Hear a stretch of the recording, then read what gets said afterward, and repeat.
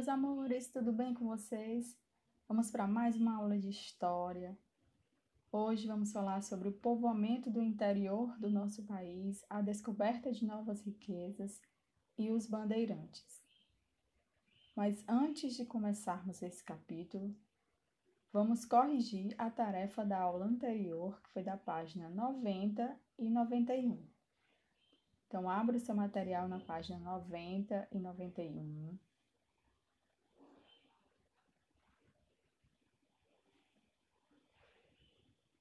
Que tinha o tema Questões do Campo Brasileiro. Aqui na imagem nós temos o Chico Bento plantando uma árvore em meio a uma área desmatada. E o personagem pergunta: Oba, oba, plantando uma árvore nova, Chico?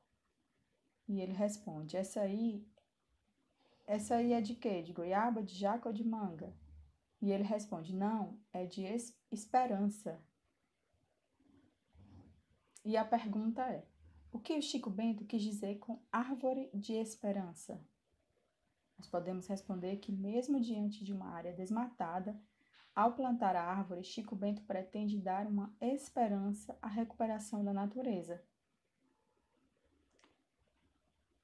Que fenômeno está representado no quadrinho? É algo recente no Brasil? O que o causa?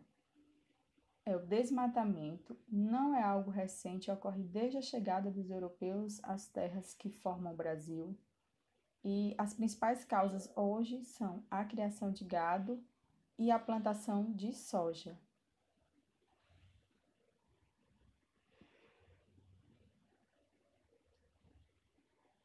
Na próxima imagem, nós podemos ver duas propriedades.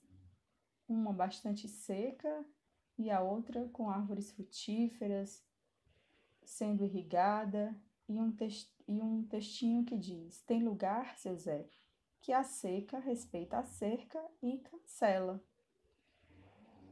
Qual é a diferença entre as duas propriedades?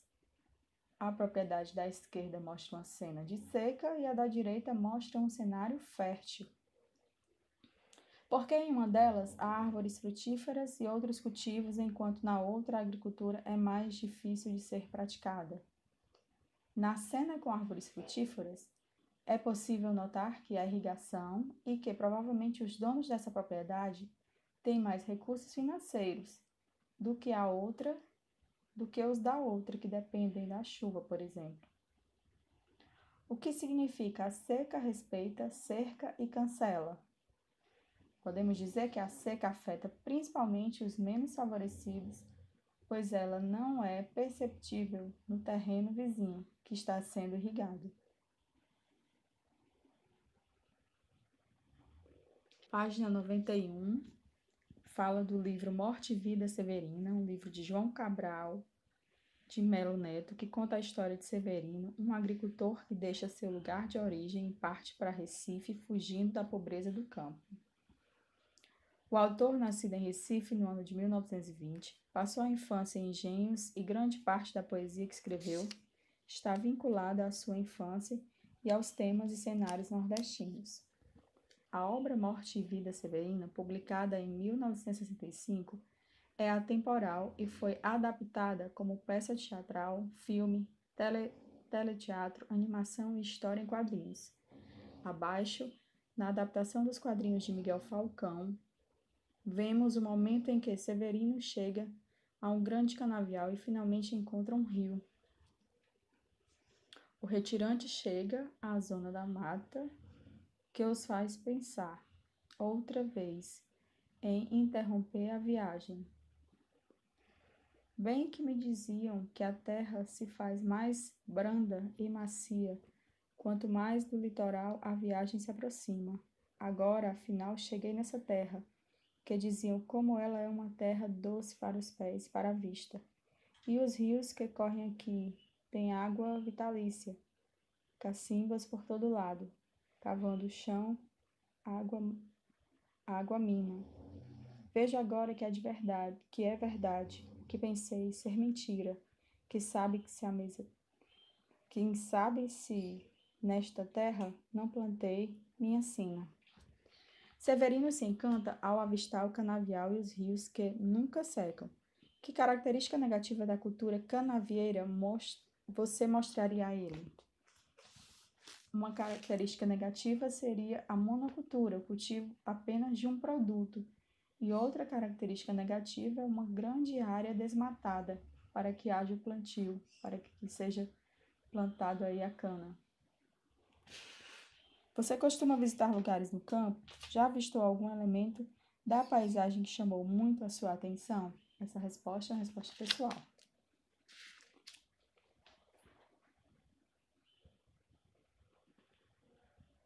Essa é a nossa agenda de hoje, atividade do caderno.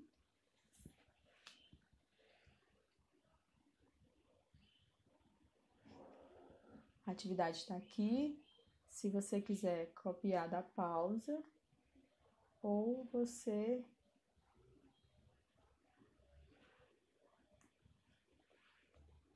pega na agenda, no grupo do WhatsApp ou na descrição do próprio vídeo.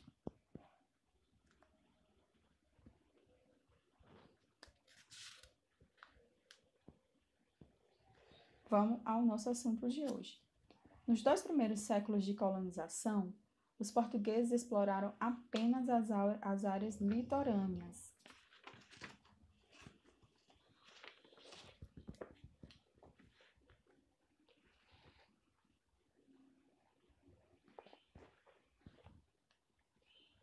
Nesse período, não houve preocupação em desbravar o interior da colônia e também não havia preocupação nas áreas desmatadas. Eles plantavam a cana e quando aquele solo se tornava infértil, eles deixavam para lá. Não havia preocupação quanto a isso.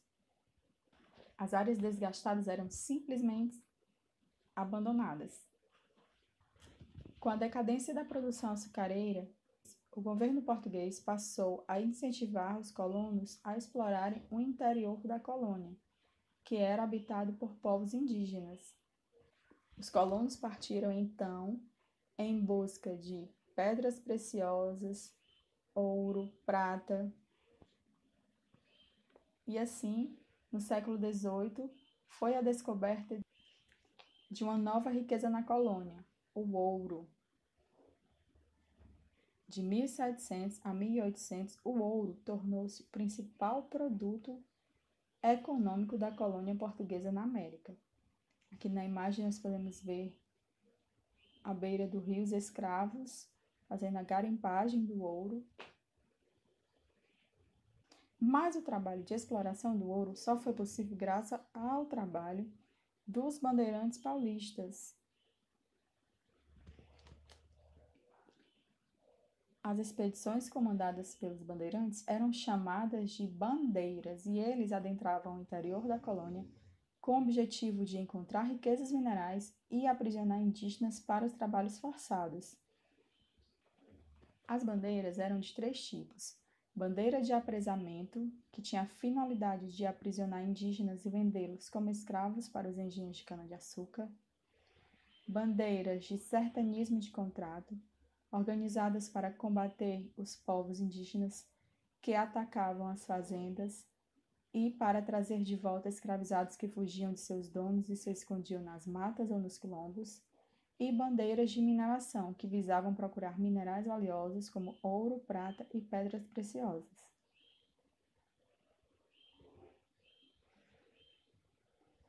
As bandeiras eram iniciativas dos colonos, mas também tinham expedições financiadas pelo governo colonial e eram chamadas de entradas. Eram expedições especiais, que visavam conhecer o território, demarcar terras e também aprisionar indígenas e procurar metais preciosos. Muitos bandeirantes eram filhos de portugueses e de indígenas e falavam uma língua que misturava o tupi e o português, que era denominada uma língua geral paulista. A abertura de novos caminhos e a ocupação de novas áreas contribuíram para o desenvolvimento dos povoados coloniais. Por isso, os bandeirantes são vistos muitas vezes como heróis responsáveis pelo povoamento do interior do Brasil. Essa imagem que nós vemos aqui é um monumento Monumento às Bandeiras, que fica em São Paulo, na capital de São Paulo. Sem o trabalho dos bandeirantes, provavelmente Portugal teria perdido muita terra para a Espanha. Mas para isso não acontecer, os bandeirantes agiam de forma violenta para defender o território, provocando a morte de muitos indígenas e às vezes destruindo aldeias inteiras. Então, nessa parte do capítulo de hoje, nós estudamos que no início os portugueses só exploravam a parte próxima ao litoral, eles não tinham interesse em adentrar muito ao interior do Brasil. Somente quando a produção açucareira começou a entrar em decadência, foi que o governo português, então, decidiu adentrar ao interior do Brasil à procura de metais preciosos, à procura de mais riquezas.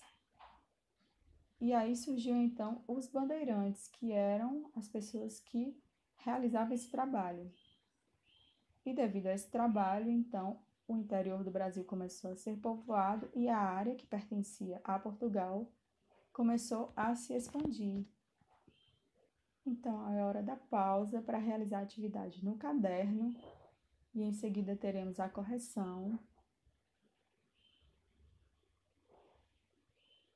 Para realizar a atividade é necessário a leitura do texto, muita atenção, para colocar as respostas corretas. Um beijo, a gente se encontra na próxima aula.